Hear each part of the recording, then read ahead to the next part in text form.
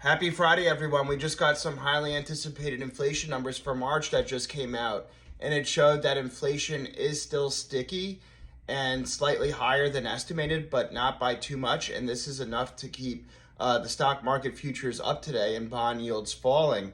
The Fed's preferred inflation gauge, known as the Personal Consumption Expenditures Index, or PCE numbers came out, and they were 2.7% year over year increase compared to 2.6% estimated. And then for the core PCE, which is PCE minus the volatile food and energy, that came in at 2.8% increase compared to the 2.6% estimated. And then both for core and regular PCE month over month, the headline number for month over month is 0.3%. That came in as estimated. So that's good news. For the month over month numbers, it came in as estimated. So that's enough to keep the market rally going today, in my opinion. And then we also had blowout tech earnings from Microsoft and Google. Azure growth, Microsoft Cloud's growth was 31%. And then Google's revenue growth was 15% due to all this spend on their AI products. Companies are really spending a lot of money with Google and Microsoft to bolster their AI and software capabilities. And this is enough to have Google be up about 12 to 13% in the pre-market, and Microsoft's up about 4% in the pre-market.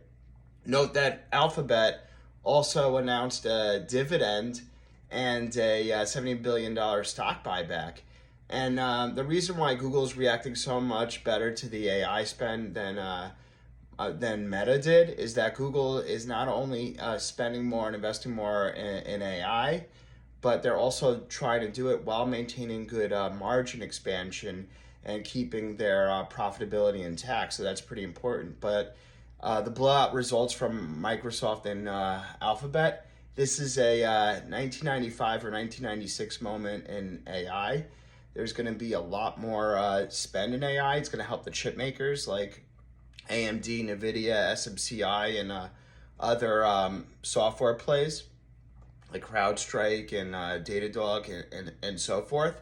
So now we're going to start seeing the second, third, and fourth derivative players for AI start getting their share of growth.